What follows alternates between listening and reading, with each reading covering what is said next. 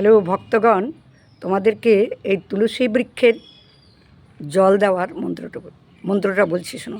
তুলসী বৃক্ষে যখন জল দান করবে 2 হাতটা লাগাবে, কনুয়ের নিচে একটা হাত, আর যে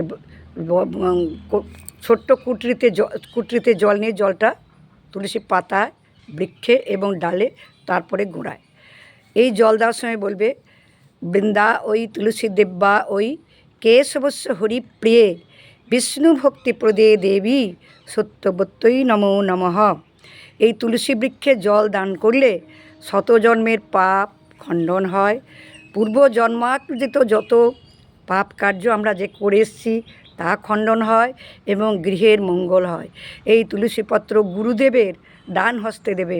গুরুদেবের ডান হস্তে দিলে গুরুদেব সেই তুলসী পত্রটি নিয়ে ভগবানের শ্রীচরণ কমলে উনি প্রদান করেন।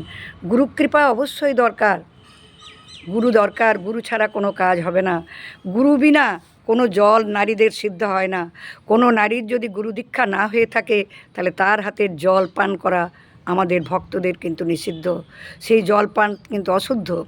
অতএব কৃষ্ণকে আমাদেরকে কিনতে হবে। আমরা টাকা পয়সা ধন দৌলত দিয়ে তো কৃষ্ণকে কিনতে পারবো না। অতএব আমাদের ভক্তি, শ্রদ্ধা, প্রেম দিয়ে মানে ওনাকে পেতে হবে। এই প্রেমের মাধ্যমে ওনার কৃপা লাভ করতে হবে, তবেই কিন্তু সংসারে আমরা সুখী হব। সংসারকে সুখের করতে পারবে নারীরা যদি কৃষ্ণ ও রাধারানীর কৃপা পায়।